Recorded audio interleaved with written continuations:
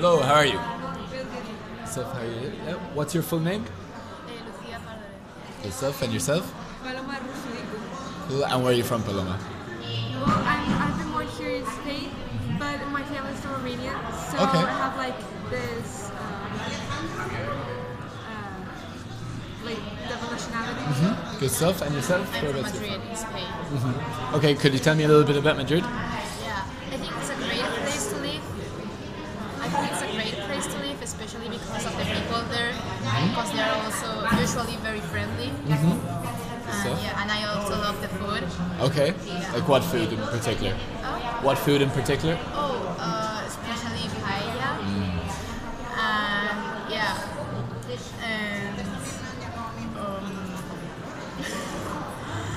and and tortilla. Uh-huh. Yeah, they are Good very stuff. tasty. Good stuff, good stuff. And could you tell me a little bit about Romanian food, maybe? Well, Romanian food is really similar to food from the Mid East. Okay. It has really similar like traditions because it's really close to that area. But it has a lot of pork, Okay. but then it has loads of traditional dishes and soups and all that kind of stuff. Good stuff, good stuff. So what do you think are the main cultural differences between Romania and Spain? The main cultural differences is that a bit of history that has behind has changed Okay. the way people are. Such so, as? for example, in Romania, people can be like less objective than here in Spain, or that here in Spain, I've seen that people are looking more for jobs inside, like inside the European Union. But Romania is looking for jobs just in several kind of countries, Okay. which they've seen that they're like good enough for them, like Spain, Italy, Germany, and they look for a different kind of stuff. Good stuff. Where do you think generally Spanish people tend to move to when it comes to moving? Well, I think they might go to Germany, probably, or maybe United Kingdom or America. And it's probably because now here in Spain we don't have many jobs, especially for young people. So they might go to other countries in order to look for any jobs and to do what they really like to. Because here in Spain, the jobs are like more intended to old people, maybe. So what would be your ideal job? Oh, I love fashion design, so probably my ideal job would be like designing clothes or working for a very famous shop or brand in order to create clothes or to choose the clothes for the famous people. Cool, good stuff. And yourself, what would be your ideal job? Well, I would love to work as a doctor in a hospital or in these like emergency sectors of the hospitals. But generally, I would love to be in a small like area where people are like very how do you say this? Well, like in a small city or something where like I can have a job, Okay. not having like changing all the time from hospital to Cool. hospital. Good stuff, guys. Good stuff. Lovely. Okay, we're going to move on to section 2 now. So I would like yourself to answer the question asked here. So what do you think that people find interesting about these two different kinds of art? Well, here generally, I believe in the first picture, people find more interesting the history behind the pictures, the portraits. Whereas here, they can find more interesting the intention of the sculpture that they're making. Because usually this kind of modern art are made, for example, to commemorate other like people who have died or stuff like that. And whereas here they can tell a story behind, or they can tell something that happened before that. And usually this kind of people, people who are more interested in this kind of art would be older people because they are more interested in that history behind. Whereas here, more young people could understand it better because they would be more adapted to the period of time which it was made. And then, like, this can be done more for like history stuff. They can be more interesting due to the way they did it, maybe the painter who did it, or basically what the picture tells. Whereas here it can be like something more for an architect. It can be more for someone who wouldn't appreciate so much how much time they spent on how much effort they spent on doing the sculpture. Cool, good stuff. Do you find yourself going to museums often? Well, I really don't like painting museums, Okay. but I really like modern art. Okay. Because it's also very related with fashion design, so yeah. And I often go to museums, but the science museums, when I go to other countries and to know the history of other countries and things. Good stuff. Cool. So, where's the other one going? Here we go. So, could you answer the question asked here, please? How important do you think the relationship is to these different people? Okay, so in the first picture I can see boys which are maybe friends, they might be friends. And I think it's really important for them because sometimes you don't really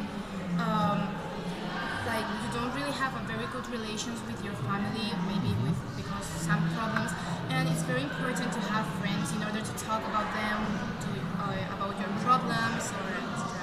And in the second photo, it's really important to have a good relationship with your family because they are the ones that are going to be there for every problem you have, in the most commonly, and yeah, they are the ones that are going to be there for you, and they are going to help you, and sometimes also help you economically if you need to find a job or go to another country in order to look for jobs. So yeah, but mainly because they are going to help you. And maybe things have changed, so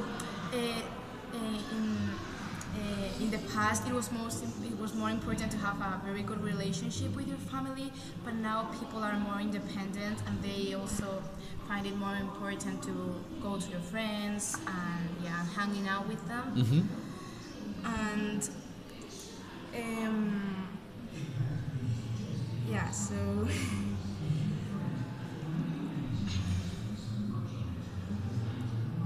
That's fine. That's absolutely grand. No worries.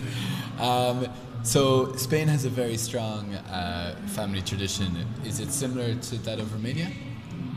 And actually it is very similar because there it is very important the way you treat your family.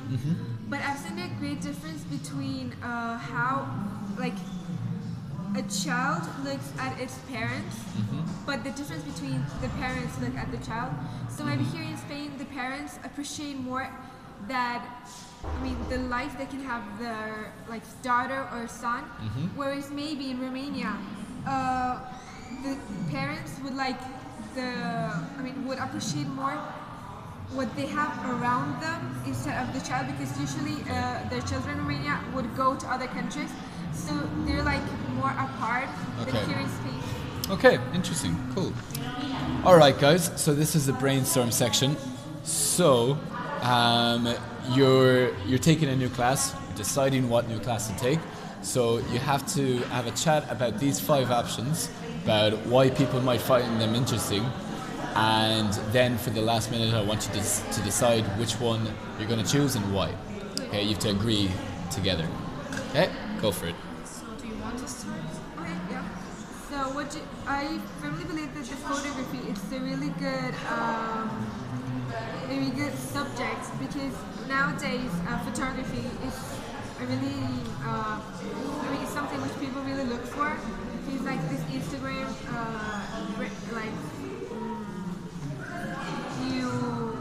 things. I totally agree. Due to the social media nowadays, it's a really important thing, and also for publicity and all that. So I think it might be a very interesting subject or course to take. Yeah. And what about the creative writing? What do you think about Well, creative writing, it might be a good idea.